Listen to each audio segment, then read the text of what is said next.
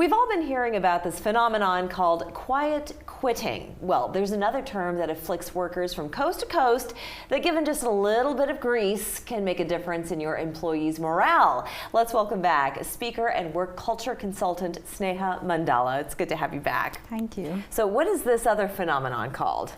Well, it's the opposite of burning out. It's called rust out. Ooh, okay. So what is this? What is this? So when burnout is all about work feeling overwhelming and feeling like a struggle and exhaustion, rust out is when work feels underwhelming. So you're essentially bored at work. Okay. Yeah. Yeah, which I think a lot of people are, and especially if you're doing the same thing day in and day out, it gets monotonous. Yeah, and studies show that if you consider a team of 10 people, chances are that at least 8 of them feel disconnected and disengaged at work, probably feeling very bored. Yeah, exactly. So how do you, okay, let's say that someone works on a factory line and they have to do the same thing every single day.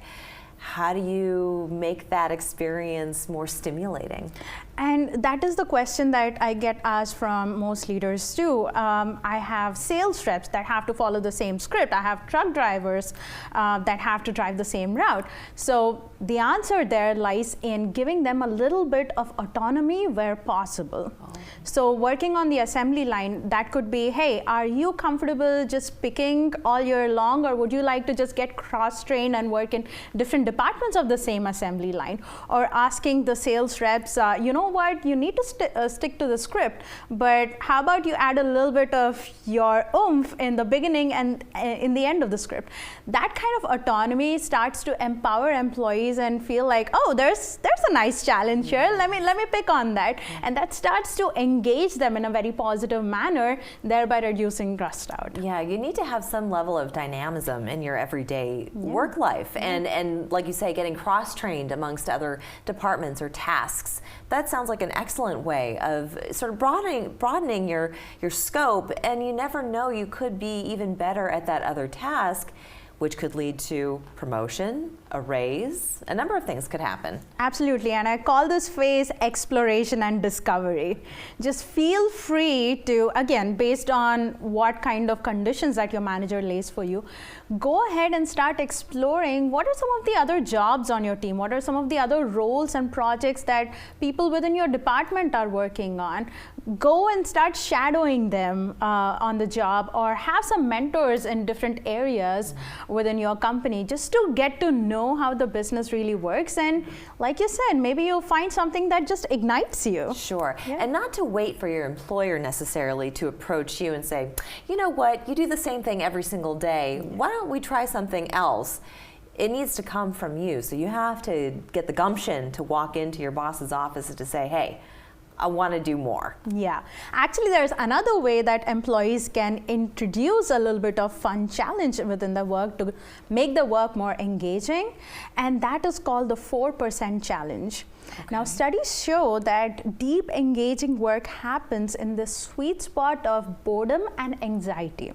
Anxiety is where the burnout happens, boredom is where the rust out happens. So how do you get to that sweet spot? So all you need to do is introduce a challenge that is just 4%, slightly greater than your current skills. Okay. So for example, if you're producing 100 videos in 100 days, then either you need to increase the number of videos by 4% or decrease the time taken by 4%.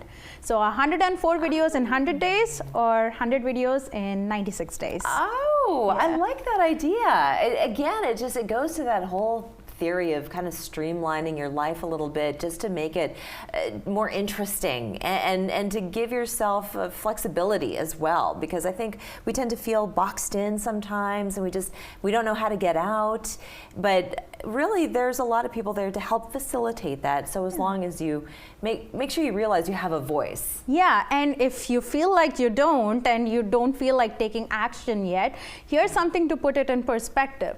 We spend almost 100,000 hours at work in a lifetime. That's 11 years. That's 100,000 hours you could be smiling, filled with joy, doing something interesting. And that's a long time to be just apathetic towards work and just producing average results. That's true, because then that also bleeds into the rest of your life as well. You lose passion for a lot of things. So you've given us some wonderful things to think about. For people who want more information, where should they find you?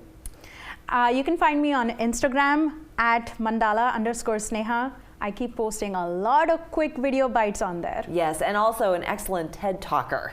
So make sure you catch her videos as well. Thank you so much, Sneha. Great to have you with us. Thank you, You've Layla. given us so much inspiration to do a good job at work. We're back after this.